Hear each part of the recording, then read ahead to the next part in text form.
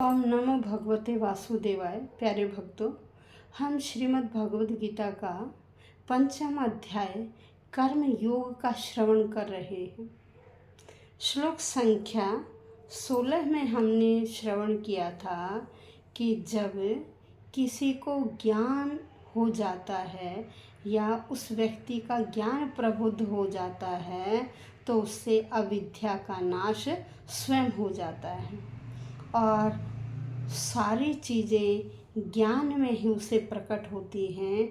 जैसे सूर्य निकलने पर हर चीज़ की वास्तविकता नज़र आती है, उसी तरह से जब व्यक्ति को ज्ञान हो जाता है तो वह उसके वास्तविक स्वरूप को पहचान जाता है।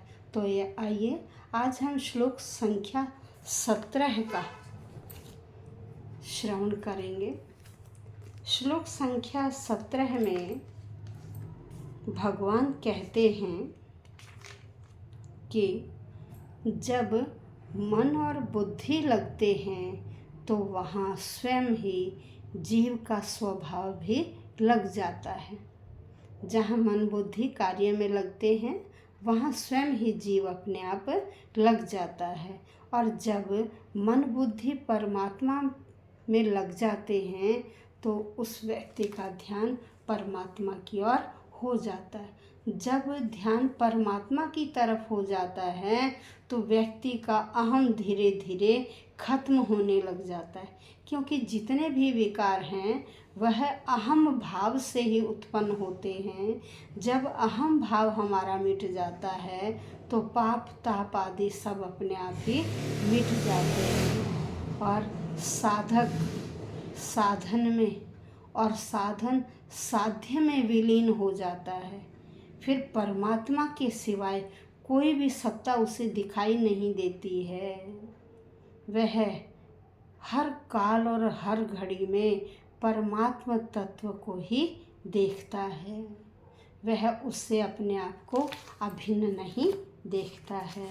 तो आइए श्लोक संख्या 17 है।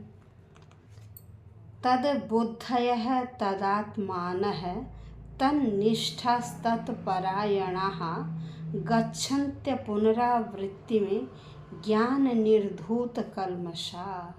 शब्दशः अर्थ देखिए। तत्बुद्धयः नित्य भगवत परायण बुद्धि वाले, जिन्हें भगवान भगवत कृपा हो जाती है। तत् आत्मनः जिनके मन हमेशा भगवान में लगे रहते हैं। तत्निष्ठया जिनकी एकमात्र निष्ठा श्रद्धा भगवान में हो जाती है।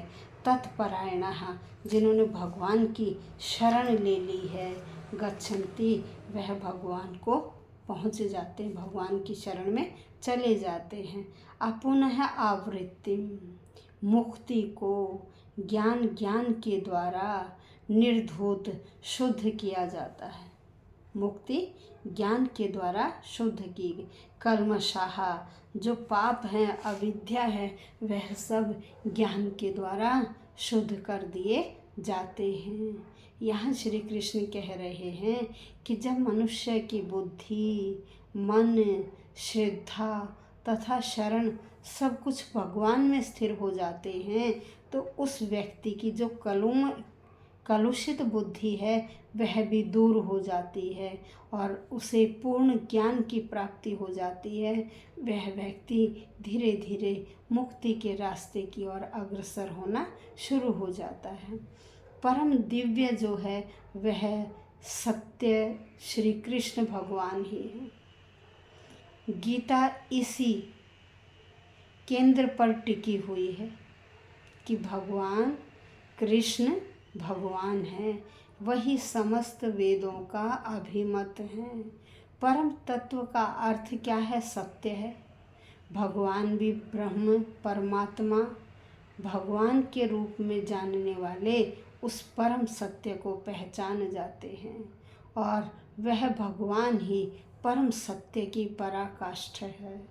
उससे बढ़कर कुछ भी नहीं है, क्योंकि जिनके मन बुद्धि श्रद्धा और शरण कृष्ण में लग जाती है उनके सारे पाप धुल जाते हैं और उन्हें वस्तु का पूर्ण ज्ञान हो जाता है। ऐसे व्यक्ति दिव्य ज्ञान से युक्त होकर मुक्ति पथ की ओर अग्रसर हो जाते हैं। यही श्री कृष्ण ने अर्जुन को समझाया। धन्यवाद भक्तों।